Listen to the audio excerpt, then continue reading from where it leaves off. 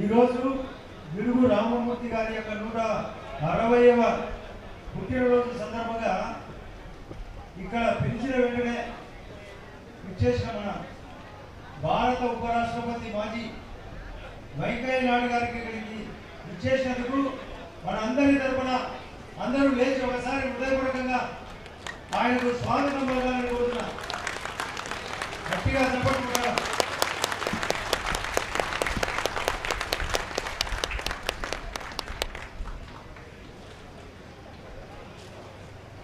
తెలుగు భాష అమృతమైనది, అమ్మ భాష. దేశ భాషలలోకెల్లా తెలుగు లెస్స. చాలా మంది కవులు చాలా విశేషాలు చెప్పారు.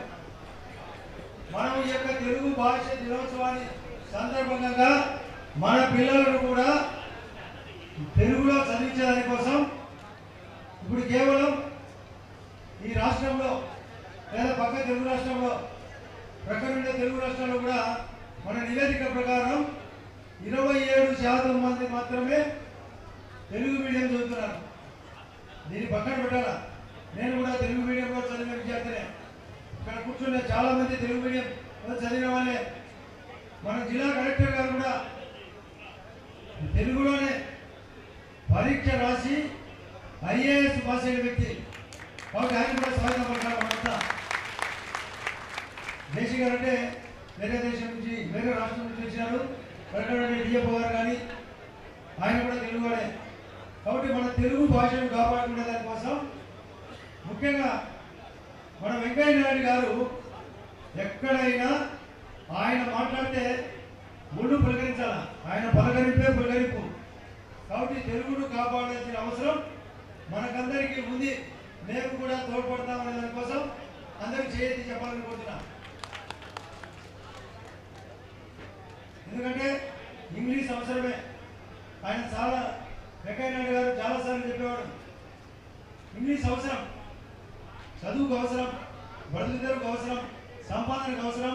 దేశాలకు పోయి సంపాదించుకోకండి, మళ్ళీ ఇక్కడనే ఉపయోగపడేది. మన గ్రామాలకు చాలా విశేషం ఉంది. ప్రక్కనే ధర్మల కేంద్రం.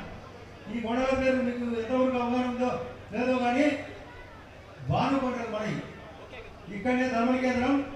దాని పక్కనే కొత్తగా మనకు స్టీల్ ఫ్యాక్టరీ కూడా రాబోతుంది, జేసీడబ్ల్యూ. ఆ పక్కనే బ్రహ్మణి ఫ్యాక్టరీ వచ్చి మధ్యలో ఆగింది. ఆ పక్కనే గండికోట పోర్టు, కింద గండికోట రిజర్వాయర్, దాని ప్రక్కన మైలవరం, ఆ ప్రక్కన భానుకొండలు.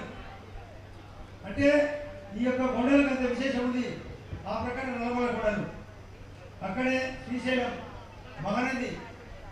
చాలా మన కొండల్లో చాలా విశేషం ఉంది. మన తెలుగుకు చాలా పట్టు ఉంది. ప్రక్కనే మనకందరికీ ఇష్టదైవం వెంకటేశ్వర స్వామి, అది శేషాచల కొండలు. కాబట్టి మన తెలుగు యొక్క ప్రశస్తి కోసం మనకు వెంకటేశ్వర స్వామి ఇక్కడే ఆవిర్భవించినాడు.